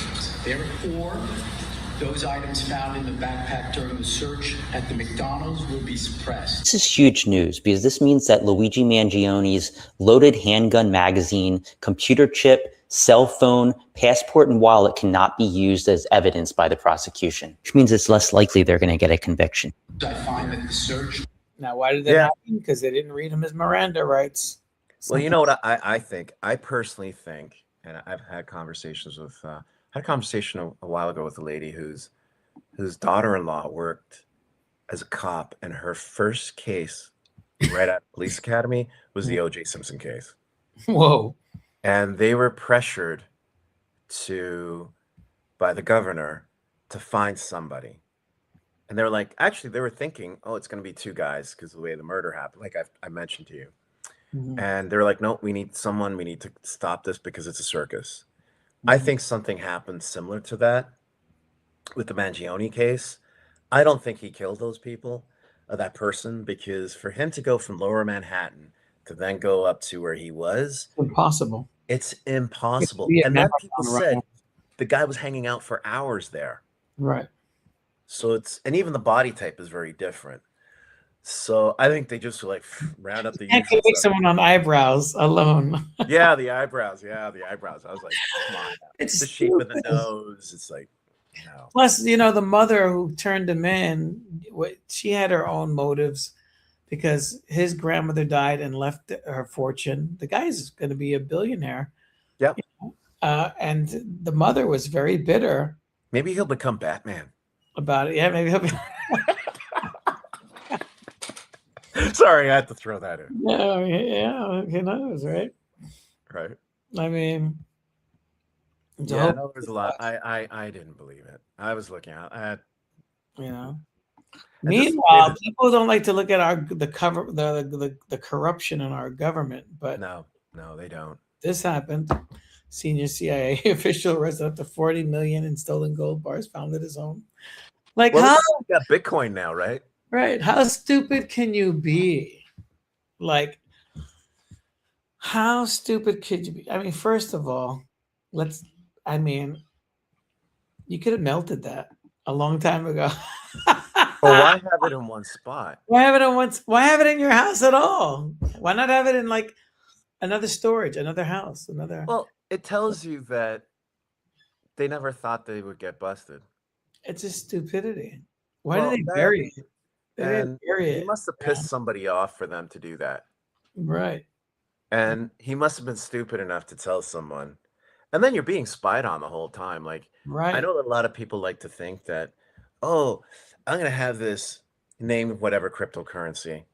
Yeah, but there's backdoors to all this shit. Yep, exactly. So sure, you might have the most secure app on the fucking planet, but the chips, the shit's running on, they can see the keystrokes and everything else. I mean, we're continuously watched. You say something like I notice if I say something and I go to my phone, I go to YouTube, suddenly I got all these videos. Yeah. So you mean to tell me they're not going to be keeping an eye on a CIA agent? You got to be stupid. Of course. I mean, look at aggregate. What was his name? Snowden. What was his first name? Snowden. What was it? Matthew Snowden? No, not Matthew. Edward. Everybody hates on that fucking guy, man. Oh, he's a traitor. He told us what they were doing to us. Exactly. And we're seeing it happen in real time. That's why I'm like, really? You think you got privacy? This is why the digital ID thing is bullshit. Yeah. You don't need it. They already got us. Yeah. There is no impending doom. We're already screwed. Right. They just want to piss in our face with the digital ID. It's digital ID. and the UK is fighting against the digital ID, Yeah, I know. Here in France, they're fighting against it too. And here's the thing: like my kids are telling me how to get around it. Right. Kids get around this shit all the time. And the thing is that kids are around this technology. They know it better than the stuffy suits. Of course. Who probably need an assistant because they're so ancient to send emails. Right. I bet you half the texts that Trump has aren't even his. It's he either transcribes it to someone, but I don't see him sitting there typing shit. Yeah. Sorry. Yeah.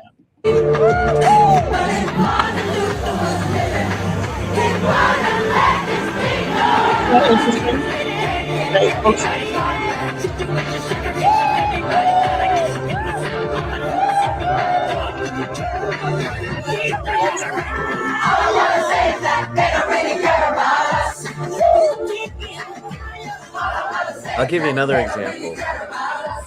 The EU rolled out its digital ID. Yeah.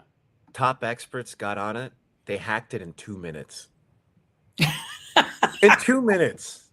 In 2 minutes. In 2 minutes. My kids are telling me, oh, yeah, they rolled out some age verification on Roblox years ago, right? Yeah. Like, kids are getting around it all the time. I'm Yeah. like, how? They're like, well, they just got a picture of someone else, and they put it, and it just scans the picture. It doesn't care who it is, if it's real or not. It's all this is to scare us into place. Yes, that's all it is. You know, we have to understand that fear is the weapon. It isn't the actual happening. It's the what could happen. That's the weapon, right? They use against us. And if we submit to it, then we submit to, oh, okay, well, no, it's already happening. They got I'm sure I got some sort of shit on my laptop and my phones and everything else, and weird things happen. And you're like, okay, well, hey, they told us that attack in was it I think it was Lebanon or Iran with the pagers. Right. Yes, exactly. And they were giggling about it. If you think they can trigger a bomb on a pager, and you think that your cryptocurrency or anything on electronics is safe, you're fucking nuts. Sorry. Yeah. You're nuts. They can blow you up. With very little effort. Yeah, just a little push of a button. You know? So, it's like, and I might sound like a tinfoil guy, but whatever. I mean, and then just living while black. I like that. Living while black. And then what, you know, America is always about the UN, but then ever since this stuff started, we don't hear diddly shit from them. But here we go. This is what the rest of the world is seeing. We're not, you know.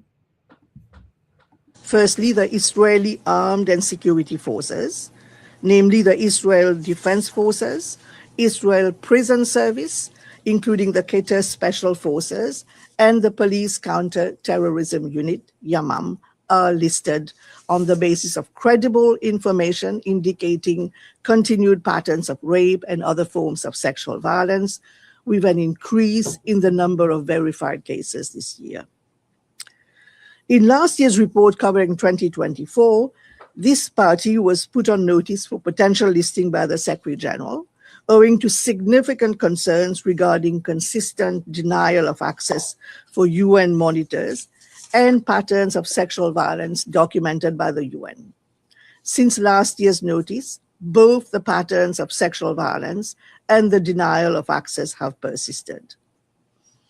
As a result, UN human rights monitors continue to face severe access constraints, which significantly impede their capacity to document cases in a timely manner. With regard to detainees, it has only been possible to verify cases after release. Obstructed access to Gaza, where many detainees have been released following the October 2025 agreement, further impedes their ability to document cases. In this challenging context, in 2025, the UN was able to verify 31 cases, primarily in detention settings, but also at checkpoints and during military operations, against 14 men, 7 women, 9 boys, and 1 girl from the Gaza Strip and the West Bank. This is part of a pattern of sexual violence against Palestinians, including as a form of torture.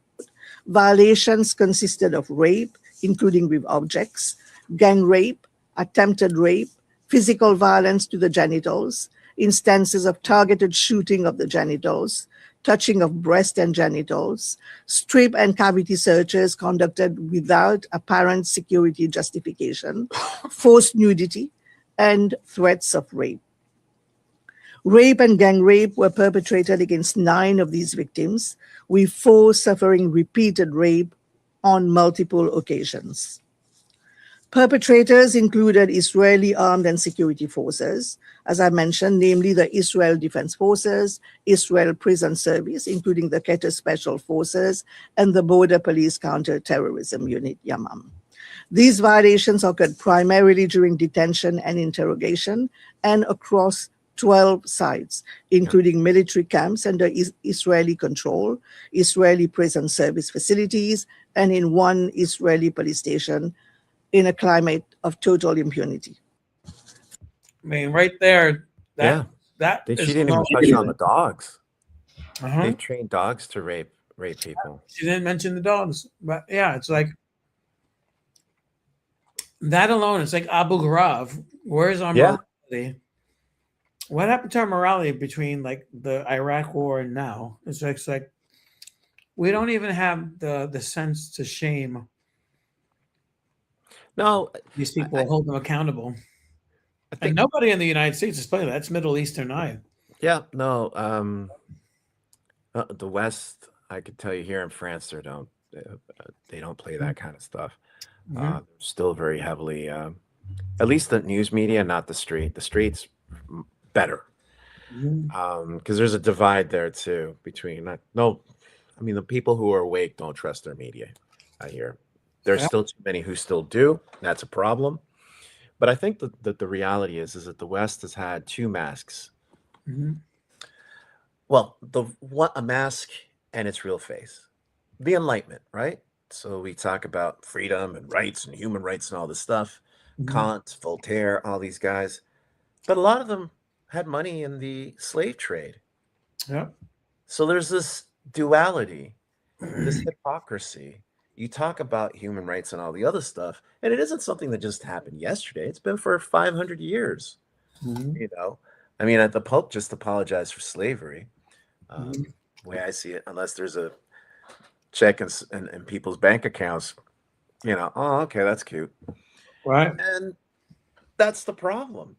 So we get to this point. We've been shameless for 500 years. We like to think of ourselves and include ourselves because we're still attached to this fucking thing called the West. I see myself as a product of it, not necessarily a byproduct of it, not necessarily, a beneficiary of it. But in the end, there's still things that we are attached to it, this ugly machine. Yes. So there is no shame because there never was any shame. Right. That's all fabricated. That's bullshit. That's kid stuff. The powerful know this. Well, I mean, as far as the media questioning and bringing it to light. Who owns it? Yeah. Who owns the media? We have six companies owned by a few people. Yep. And and then BlackRock is owning everything. Yep. Yeah. So are they going to put out the truth about themselves on the very thing that they own? Yeah. No. Yeah. That's why. Which is like, the whole thing of monopoly, which is supposed to be illegal, but Yeah. And then we have but I gotta go in about 11 minutes, okay? Yep, 11 minutes. This is one of the last things. All right. This lady is interesting. I've started following her a lot. I want to say shout out to Dylan Page, who is the only reporter that I have seen cover this properly.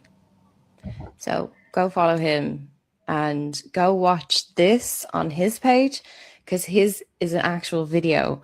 I've just stolen his screen because this is what the world needs to see and what the Western media refuses to show you. And this is a big deal. Look at these endless columns of infantry. Look at these armored vehicles. These are next generation unmanned aerial vehicles. AI run vehicles. This includes multi-axle launchers carrying long-range ballistic missiles that can hit the continental United States. This was an entire military band moving in lockstep, rows upon rows upon rows in identical formation. Military bands moving in lockstep show you just how much military resource has been deployed here. These guys ain't fucking around. The indication on display here is there has been massive preparation and mobilization by these leaders for 21st century networked and autonomous warfare. And the only fucking journalist reporting on this is Dylan. Go watch that video. It scared the shit out of me, and I don't even live in America. The fact that Americans are not even being shown the force at their doorstep.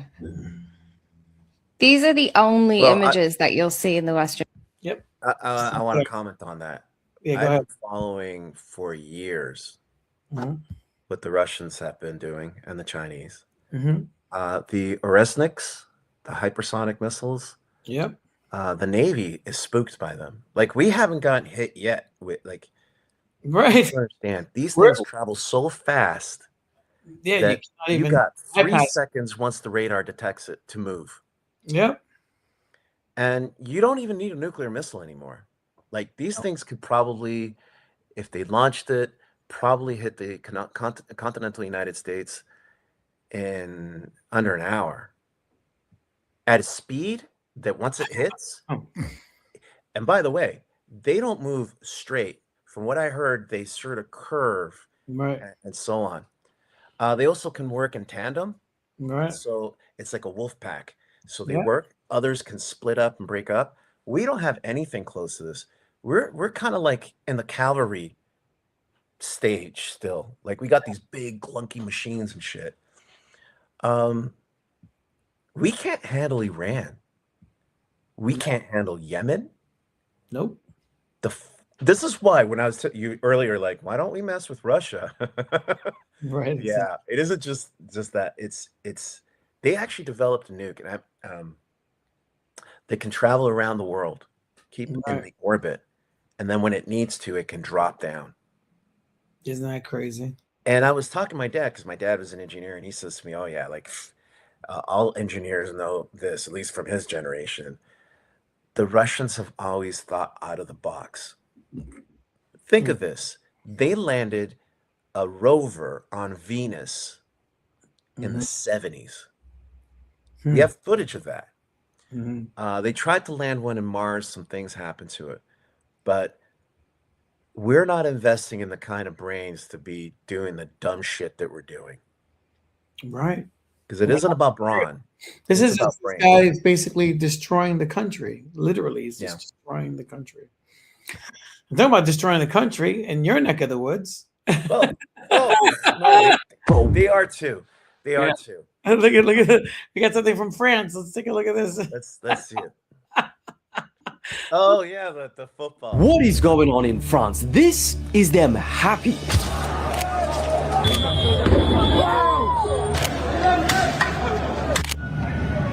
Hundreds of people have been arrested overnight after PSG fans took to the streets to celebrate them winning the Champions League for the second year in a row. And just like last year, the celebrations turned to violence. It turned to clashes with police, them setting fires to cars and e-bikes, smashing storefronts, and even the freaking Battle of Hogwarts. Over 22,000 police had to be deployed across France in preparation just in case they won. And many shops even boarded up their windows before the match because they knew what could happen. One of the country's right-wing leaders said, "Only in France does everyone feel compelled to lock themselves in their homes on the evening of a victory to avoid being confronted with violence." So France, I say this for your own sake. Please don't win the World Cup, bro. Let me explain to you something. Every country, we have that shit whenever the Giants or whoever wins. Right, of course. That shit happens. Yeah, just the other day, the Knicks. Loser shit. Yeah. And another thing, They're yes, they won the flipping World each Cup other. last time too. Shit happened too. I was here in 2018. Like I said, there were neighbors. I was like, "What the fuck?" I didn't know it to even. I didn't even know that there was anybody in that apartment. Right. It's just here. It's part of soccer culture, unfortunately. Right. Or football culture. I know a lot of Europeans be like, "It's called football." Yeah, it's called football. I get it. That's just the way it is, and that's any. And let me just say, there are soccer clubs that are very well known to having fascist Nazi fans. Right. Part of the shit. And that's been like that since the 70s. Right. So it's just the way it is. Right. Exactly. You know, like, I know it's shocking to many, but man, I could say one day I went down to Champs-Élysées, which is like their Broadway. Right. It was right after the World Cup. They won 2018. The entire thing was covered with glass. Right. Broken glass. I went there the day after. Right. I couldn't find one piece of glass on the floor. That's how quickly they cleaned it. Wow. Yeah. That So would- yes, you'd have glass for years on the street if it was New York. yeah, no, like and I saw the yellow vest protests. Yeah. I remember the second time they showed up. So they showed up the first time, and I was there. Right. Then they showed up the second weekend, and they were told, "Don't show up because you don't have a permit." Right. And the French were like, "Yeah, fuck you." There was so much tear gas, Ray. It was insane. Like, yeah, it's just a different world. I'll just leave it there. They like their cafes and other shit, but they do some things where you're like, that's crazy. Yeah. We got Daquan saying, Miguel not lying when I state facts. They call me schizophrenic. They call me every name in the book. He just gave us some tricks. I'm just learning to go like, whatever. Whatever. Yeah. People think I'm not here to convert you like some evangelizer. I'm just here to tell you this is what it's like. Exactly. I am giving. And then look at our taxes, our tax dollars that I am giving. Okay. This here. whole Jamaica. We damn. Hold on. Guys, I've just got. Okay. Yo, what would happen? We have guys. Oh, that's a song. Researchers make Trump just wrapped his trip to China. Something, bro, very really strange is happening in deep. Well, I can't get the video. It's too many of them. Well, we can save it for next time. Yeah. But yeah, no, a lot of people freaking out about that. It's just France. It was Florida exploding like our tax dollars. Oh, I found it. Here we go. Here. Holy, the explosion in Florida is wild. What the fuck? No. What the So what you are seeing right now is staggering footage of Jeff Bezos' Blue Origin rocket engulfed in flames after that's $10 billion. That's what that looks like. Hey, but we need paper straws, dude. That carbon. That carbon. I'm so sick of this shit. We should start defunding these assholes. Stop giving them our tax dollars. But to do that, I can't say it. Because I'm living while black.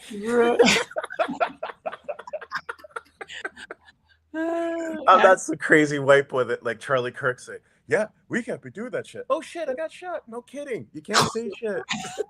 You can't say shit. It's like you're about to, you should go, oh yeah, that's right. Yeah. These guys will really kill me. How do you say guillotine in France? In French? Guillotine? Yeah, guillotine. Yeah, it's not that much different. Yeah. No. Oh yeah. They joke about that shit, man. I don't know if Puerto Rico has this, but I don't know how much colonization Spain did. But do you guys have like dry ham? It's like salted ham. No. It's jamon.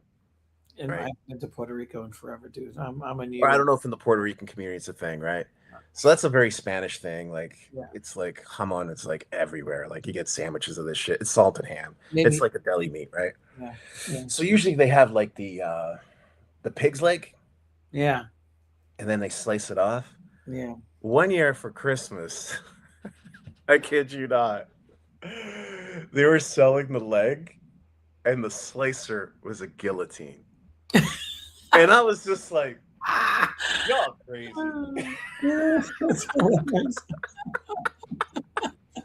It's a different place, man. It's a different place. Now there's things that they're just very naive about the US on, and there's other things she's like, you guys are crazy.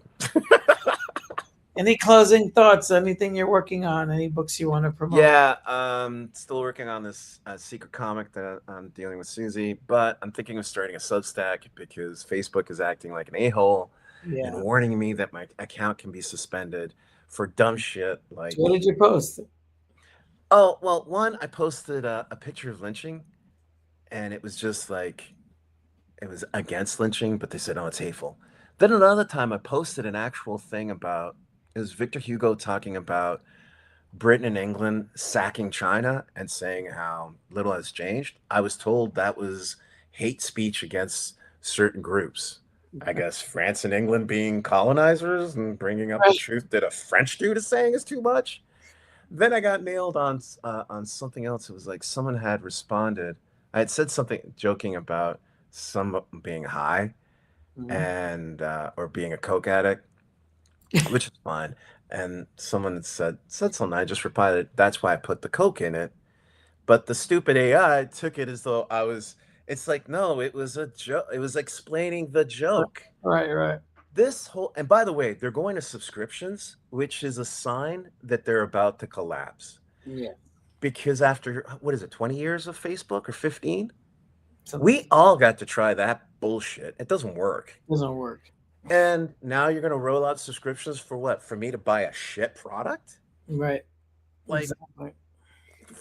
Fuck off with that. It's So like the art storefronts was trying to get me to buy into their website thing and pay them $1,600 a month to promote. I was like, I got my own website. Yeah. And it don't sell shit. You know, it's same here, you know. So I'm thinking of starting a Substack so I can just write all the shit that I think of before Sundays hit and we chat about that shit anyway. Right. I'm just, frankly, I'm sick and tired of the algorithms of social media, all this other crap. And quite frankly, tired. I'm like that cat. Yeah. Except black. You know, if I insulted you too bad, you know, work on yourself. It's honestly, people need to like get a pair of balls. Well, and the other problem is that most of it's run by algorithms anyway. It's not real people. Right. No, yeah. So anyway, what are you working on? This is a new release. I don't know if I talked about this yet last week, but this is part 4 of Masada Complex. It's a World Without Superheroes Volume 2. So because we live in this obsession of number ones, you know, it's like you know, it would technically be like issue 13 or something of a World Without Superheroes, but I was like, nah, I've got 13 number ones. So this is part 4 of which also features Astron Star Soldier in there. So we got so it's Tom Sciacca's character. Tom was supposed to join us today. I guess he's still sleeping because I sent him the link. Okay. So yeah, it's a double cover. So that's sweet. In the spirit of like the Marvel team up, you got the the Felix verse team up of Astron Star Soldier. Imagine. I mean, we thought it was funny because crossing them through different books, like we had him in the Trump land, him in Black Power, and then we're actually working on a Western with a space Western. So that's going to be fun. That sounds like fun. Yeah, crossover between him and Brother Lone Star. So it's going to be pretty interesting. Cool. So, yeah, hopefully that it should have been out 4 years ago, but I'm just slow to color. It's like, it's like you got to finish inking it. So it's a bunch of yeah. It's still in mid-production. We get caught up, lost in the whole war thing. Yeah, it's very hard to concentrate with this shit. It is very hard to concentrate. If you're an artist and you have any sort of sense of empathy, which you should as an artist, yes, because that's what your job calls for, to be able to create characters that might not be like you, but you can empathize with them. Yes, it takes a toll on you because you see so much dumb bullshit that really. There's no need for any of this shit. None of this shit should have happened. It's pointless. It isn't like, oh man, a tidal wave came and, because that you have no control over. All this shit is just dumb. And now they're clawing a water crisis, but because they need money for all the water. Hey, more AI. More AI, yeah. And I like AI, but just meaning the water for the AI. Yeah, the water for the AI, yeah. It's just yeah, it's crazy. And I want to dedicate this episode to my father since it was Memorial Day. So he was a great guy. Should have been alive. He would have been in his 80s. So he died at 63. So yeah, it's young. It's young, especially because we're approaching that. That's like 9 years for me, right? Yeah. Yeah, well, yeah, same here. Same here. Yeah, My brother passed away at 54, so I'm approaching the age that he passed away next year. And that's really weird. Yeah. Because you're like, oh. I think next year I'm going to be past the age of my, if not already, I would have to look at his death certificate, but my last uncle died either at 48 or 53. Wow. So I don't remember, but it was 1991. So he died very young. I was in high school, senior in high school, lost my uncle. Wow. He was like a big, actually, I was closer to him than my own father. It was my father's brother. We used to hang out and go into the city, get into mischief. He's the crazy. What are uncles for? I know, exactly. It's when they try to get me a prostitute and across the street from the Javits. Well, that's what they were back those then. are other times. Those are other times. In broad daylight. Because those movies always showed you like the prostitutes at night. Now these girls were like, they're 24/7 rollers. They're there on. Like, they gotta eat. You gotta. Yeah, so crazy stuff, crazy time. So, but I'm either approaching his age or already past his age. I don't recall, but wow, it's been a while. So, okay. So, well, it's Mother's Day for you. I'm going to let you go. Yeah, I gotta go. And yeah, so it was a great, as always. Yeah. It's always For those good. of you that understand living while black, my hat's off to you. For those who don't understand, hope that one day you don't have to. Yeah. Yes, exactly. Well, all right, let's roll out. Thanks for tuning in. All the comments that we got from James Overton 362 and QW Unprocessed Daquan. All right, we're out of here. Let's The apocalypse is coming. Are you scared? Are you prepared? The masses are running, frantically running from their fears, running with their tears, running from their lives, running from that dark shadowed creature that hides deep inside.